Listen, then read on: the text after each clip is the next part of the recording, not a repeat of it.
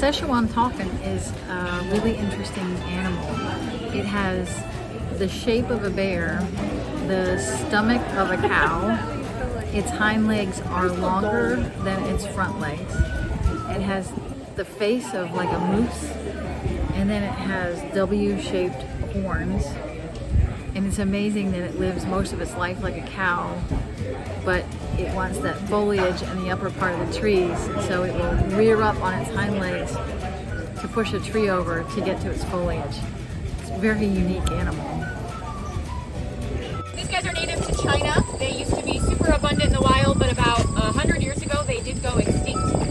They were hunted pretty heavily for sport, just like we hunt our white-tailed deer, but back with him to Europe when he left China. And thankfully he did that because when the rest of them died off in the wild, he was the only one to have them in captivity at the time that they were killed off. So he saved the entire species. So that's why we call them Père David deer. That is French for Father David. In China or in Asian countries, if you were to hear about these guys, they'd be called Milus, depending on where you're at. What do you guys do with the rat species? So because they're an endangered species, technically, it's actually illegal for us to. We're gonna feed Tuffy the giraffe. Are you allergic to bees?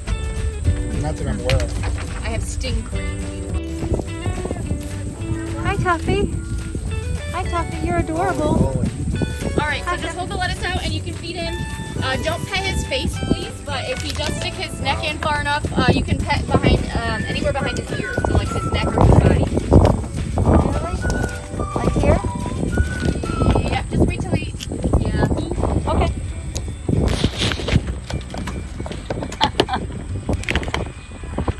Jack, You you are get a piece of lettuce. so cute, baby.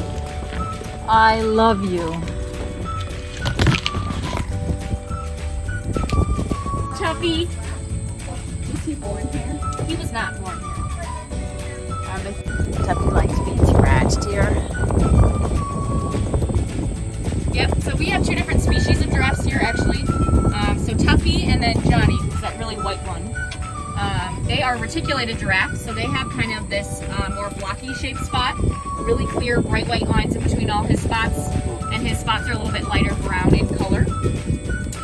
And then we also have a Maasai giraffe, and we'll drive over there so you can see them closer. But when you get to them, you'll notice when they're fighting other males over access to like a territory or a female, they're gonna swing their really long necks as hard as they can, and they're gonna ram other males in the chest or the body with those ossicles. If it's like maybe a female, he was born medically, so they have to pull in. Hi. And Hey, knucklehead.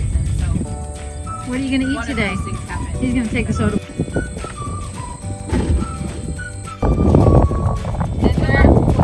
I'm sorry, they're more juvenile. How old are they? So Willow is a 5-year-old female, so she is full grown, but she's just really.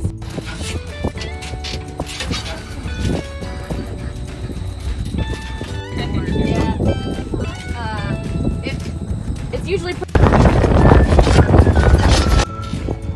Hey! This is South African white rhino, and as Ron just said, you can tell because the mouth on the front is flat across. Wow. Hi, beautiful. All right, so I'm okay with you guys. These guys have a horrible sense of vision. They are extremely nearsighted. They can pheromones in their poop that other rhinos can smell. By smelling a rhino's dung, they can learn if that rhino is male or female, how old it is, if it's sick, if it's healthy, if they're pregnant, if they're cycling, where their territory is in the wild, if they're new to an area. All of these things they can learn by smelling other's poop. It's like Facebook almost, but for rhinos. So right now she literally is just checking her social media.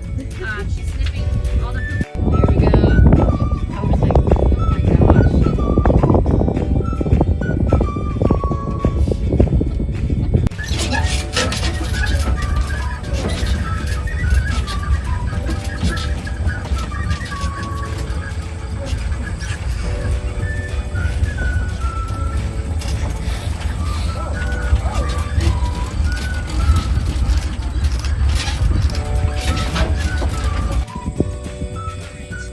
So these guys are called scimitar horned oryx. They are an African antelope. They come from really dry, deserty regions of Africa, so they have lots of adaptations to thrive in that kind of environment. So one issue they have is water. So in the desert, there's not a lot of it. So these guys have evolved to get a lot of the water they need to survive out of the vegetation they eat. So they eat mostly grass.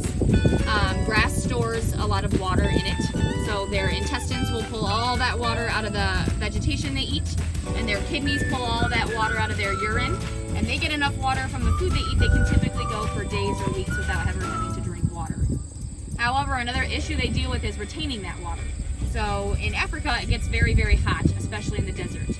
Once your internal body temperature reaches a certain point, you're going to start to sweat to cool down. And that is not something that they really want to do, because when you sweat, you lose the water. So if they don't already have a lot of water, and then they're sweating a lot because it's hot out, they don't have water. So these guys have evolved to not start sweating until their internal body temperature reaches 116 degrees. That way they're going to get really, really, really, really hot before their body has to sweat. And typically they won't get that hot internally. And at night when the temperature drops, their bodies can just kind of dissipate that heat through blood vessels that flow up into their horns or down into their skinny legs. And they can cool down that way instead of having to sweat. This species went extinct in the wild in the late. Far to the left you have the fringe-eared oryx.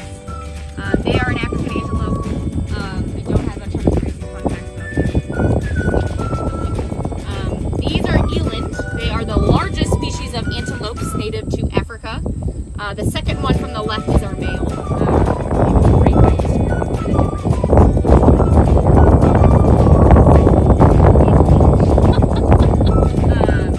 If you can see this big sack that's hanging off their neck, they all have one, but Bronx is the biggest because his body is the largest. It is called a dewlap, and it's actually an adaptation to help them thermoregulate. So since they're the largest species of antelopes, they do need a little bit of extra help to keep their body temperature at a safe level. So their blood will flow into that throat sac. It's super thin and extended away from their body, so as their blood flows in there, it's able to cool off super significantly, and then that cooled down blood will then immediately flow back into the rest of their body, and it will pass the warm blood and cool that warm blood down. So it kind of works like a radiator in your car. And the blood is constantly pumping in and out of that throat sac, so it's constantly cooling down, and then helping to lower their body temperature.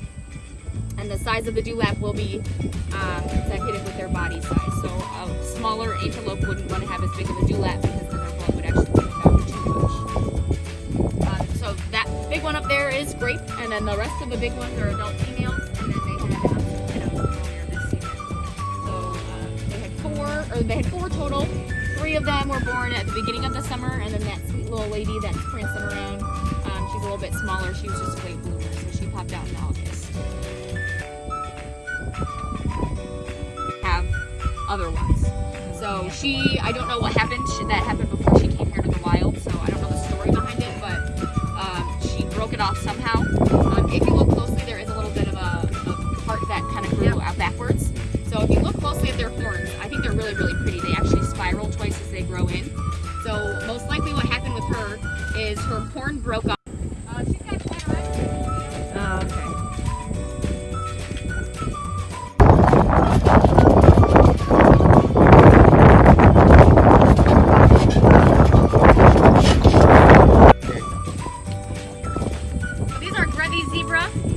They are one of 3 species of zebras, all of which are native to Africa.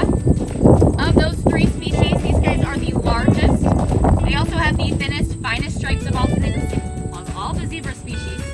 So their stripes are really, really thin and close together. Because of that, they're kind of seen as the prettiest species of zebra, so they are actively the most poached for their pelts. And consequently, they are the most endangered species. Their stripes act as their natural camouflage.